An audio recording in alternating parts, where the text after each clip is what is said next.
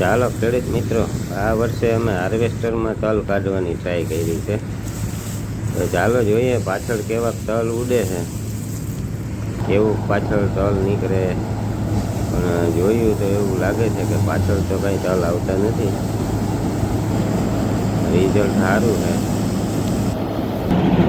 કામ કરવાની મજા આવે, ઝડપથી થાય, ઓછા ખર્ચે થાય.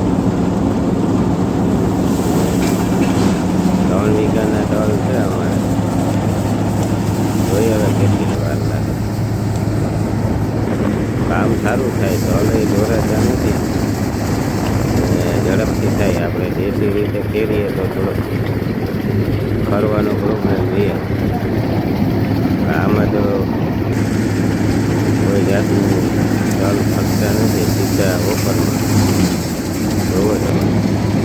સપોઝ મારે 3 જણા હોય એટલે ચાલે.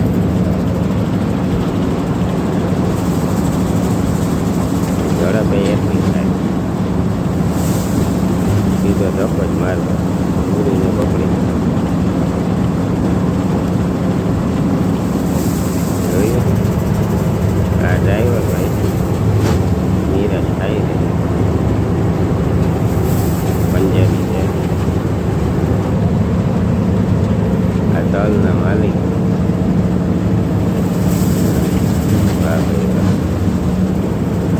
આમાં થોડીક પ્રેક્ટિસ જોઈએ ધક્કો મારવાની.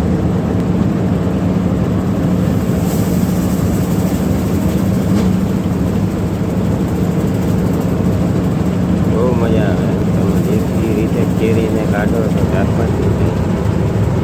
આમાં તમારે અડધી કલાક 3 મિનિટ થાય ને બહુ ખર્ચાય નથી. મજા આવે કાઢવાની.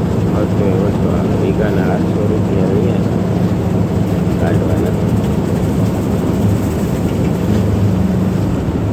બહુ મજા આવે. તમે જ્યારે કાઢો તો હાર્વેસ્ટરથી કાઢજો, કેસરમાં ના કાઢતા. કેસરમાં તો ખર્ચો વધી જાય ને મહેનત વધી જાય. મજૂરીથી સસ્તું પડે. નુકસાની નથી. એકવાર ટ્રાય કરાય સાથે કામ સારું.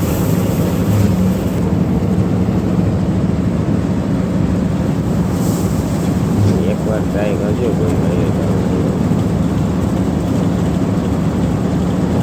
અડધી કલાક આવતા.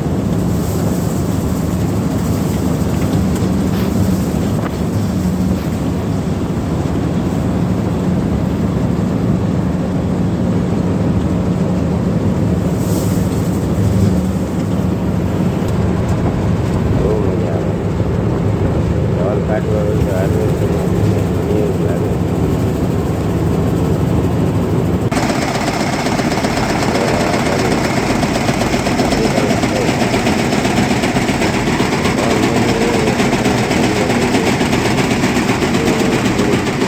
પાણીનો ભાગ આવે બાકી પૈસા કે ઊંચો કસ્તર કંઈ આવતું નથી. થોડીક પાંદડી આવે એટલે ઉકળવા પડે એકવાર. કાંઈ ચોખ્ખા મારું એવું માનવું છે કાઢવો હોય તો સારું. એ તો અમારે